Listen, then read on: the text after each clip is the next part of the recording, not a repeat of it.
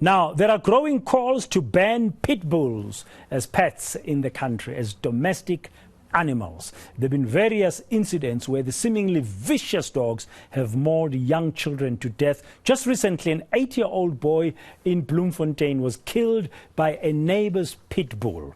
The dog was then later shot and killed by police officers who attended the scene. The Sizwe Kupalo Foundation is leading this call to ban pit bull ownership. Well, to discuss this matter further, I'm joined now by the foundation's Sizwe Kupalo, Lehanda Rheeder from the Pitbull Federation of South Africa, and human rights lawyer Richard Spoor. Gentlemen and lady, good afternoon and welcome. Sizwe, if I may begin with you, why are you leading the charge in calling for the banning of pit bulls as domestic pets? Good afternoon. As an organization,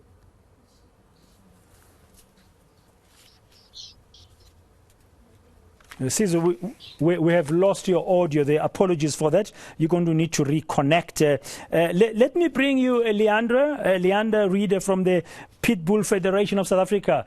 What are your thoughts when you hear about time and again, including just recently, this boy, 8-year-old boy being killed by a pit bull? It looks like there's more attacks against children by these animals. Yes, unfortunately, there are more attacks being reported on. And from the Federation side, we are very traumatized every time we hear about this. It is a situation that is not supposed to happen.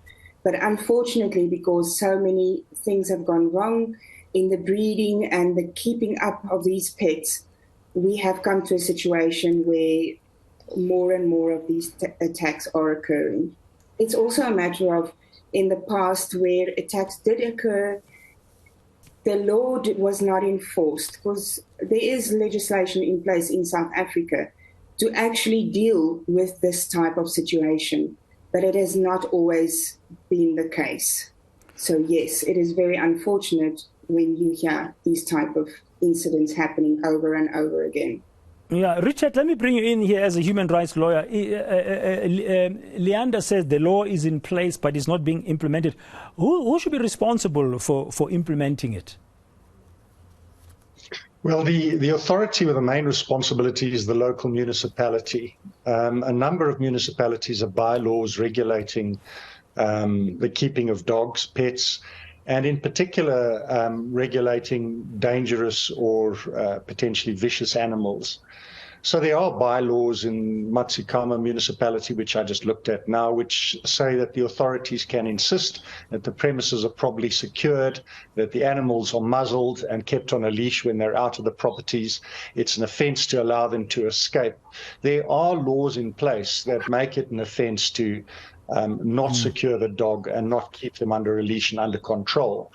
But these laws are not being enforced by the local authorities. So the local authorities are not doing their job. Yeah, it's a very big problem indeed. Lehanda, you said there are other things have gone wrong. For example, you mentioned there's been issues around breeding. Can you expand on that? Yes, most certainly. The American Pitbull Terrier is, the breed standard says that it is not allowed to be human aggressive. It has been bred for decades and hundreds of years to be animal aggressive, but never human aggressive. So whenever there was a human, when a dog breeder saw human aggression in any dog, they were supposed to be put down and not bred further with those dogs. But unfortunately, over the time, and with our current economic situation in South Africa, aggressive dogs have become more popular. And that's why people kept on breeding the dangerous dogs being human aggressive. So a pit bull terrier is never supposed to be human aggressive, but unfortunately with backyard breeding and uncontrolled breeding practices, it has become more and more popular for the American Pitbull Terrier to be human aggressive. And that is where everything went wrong on the breeding side. Okay, Sizwe from the Sizwe Kupalo Foundation has rejoined us. We lost you there just as we started, Sizwe, our discussion. I don't know if you had any of the answers so far. Lehanda just saying from the Pitbull Federation that there's been a kind of mischievous breeding, if I may call it that, where the pit bulls are being bred now to be human aggressive instead of being animal aggressive. But also Richard, the human rights lawyer, saying the laws are there, but they're not being enforced by the local authorities. And you are now leading a drive online, an online petition of banning the breed. Why are you doing that? Is it because of the number of the attacks against children we've seen recently? Unfortunately, that mischief has led us to the situation we find ourselves in. Yes, we have decided to engage government, to ask government to impose a ban on the breed, because we looked at the number of attacks that have been reported in South Africa. And after we have launched the petition, more and more people came forward with deep scars, some of them without limbs as a result of the pit bull. So we remain with our position that says a ban has to be imposed, the breed has to be declassified. It is not fit to be regarded as a pet anymore. It needs to be declassified to become a wild animal. Of course, we want this to be done over time. We say government should start considering castration and sterilization. We also say government should look further to other power breeds and ensure that there's a regulation that enforces everyone who wishes to own such breeds to have a license to undergo basic training of raising an animal. We are concerned about the loss of life. It's unfortunate that just as when we have started with the petition in the middle of the campaign, we lose an innocent life unnecessarily. Of course, there are existing laws that have to be enforced by law enforcement agencies, including municipalities. And we call on those agencies to ensure that there are consequences in as far as the incident that has occurred in Bloemfontein. We are aware that there's an inquest that has been opened, but we wish for that owner of the dog to be held accountable for what has happened. Yeah, how are owners held accountable legally, Richard? Is it possible to hold the owners to account in terms of attacks like in this recent case in Bloemfontein when an 8-year-old boy was killed by a neighbor's pit bull? Or who should be held liable? Well, there are two kinds of liability. The one is criminal liability, which is generally when somebody has violated a municipal bylaw or some regulation or law about caring for the dog. And then there is civil liability, which is liability for damages. And I think it's very important that people who are thinking of acquiring a dog that's dangerous or vicious should realize that the law is very unfavorable for them and that they will be held liable for any harm that they do. I did a bit of research on it, and I saw the average value of a dog attack claim in the United States was $46,000.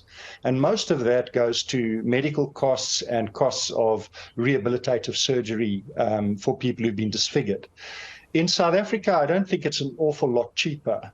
Our law says if your dog attacks and bites a human, you are liable for the harm that that human suffered. Many third-party insurance schemes that go along with homeowners insurance don't cover liability for these kinds of dogs. So if you have a dangerous dog and that dog gets out and kills or injures somebody, you are at very, very serious risk of losing your shirt, losing your house, losing everything. And I think people should understand that there is a significant civil liability that attaches to dangerous animals. It's simply not worth the risk.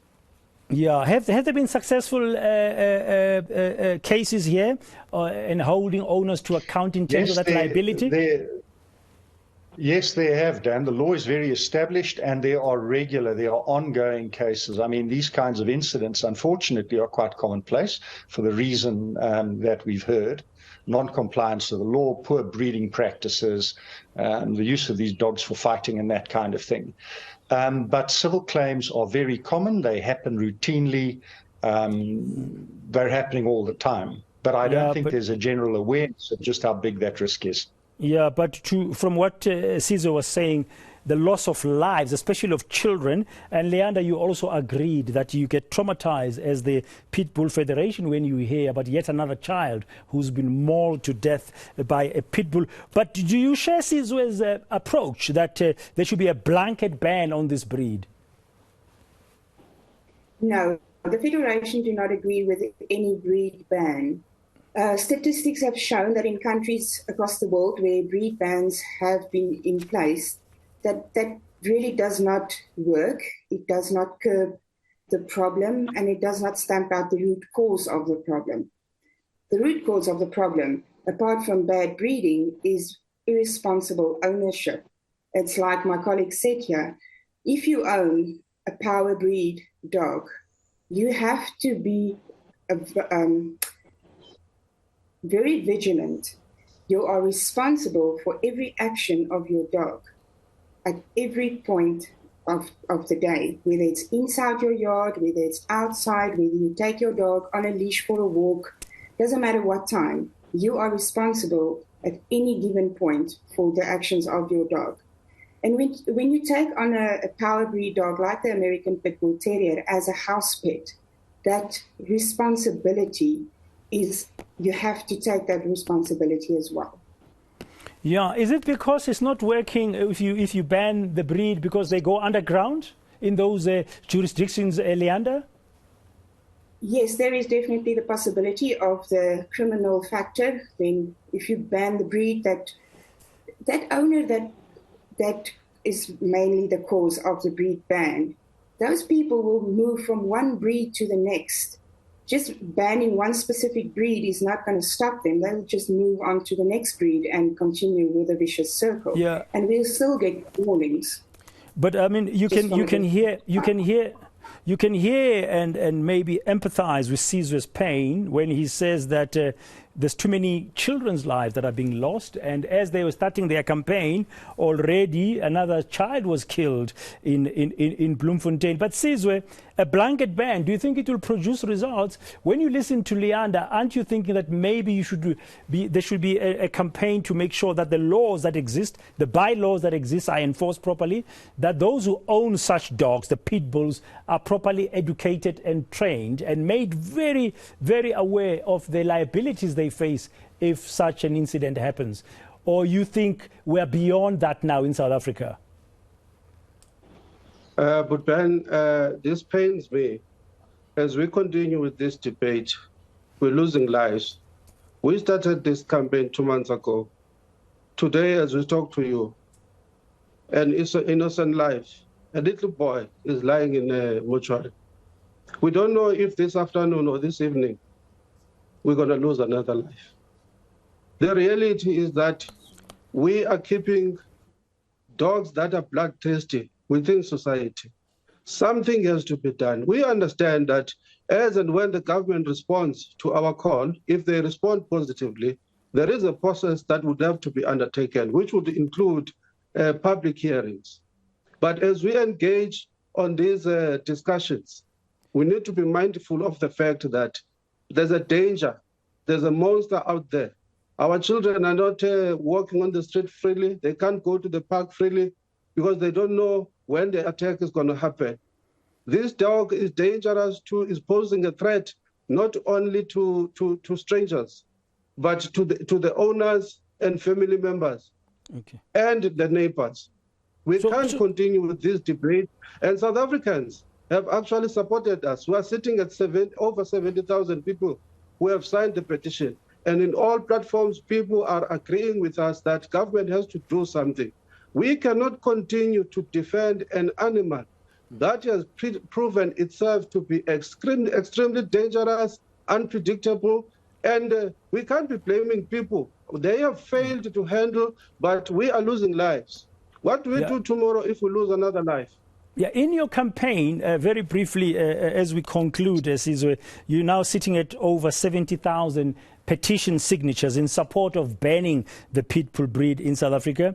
In your campaign, are you going to be including the fact that local authorities do have the law in place to enforce it, to make sure that owners of pit bulls act responsibly?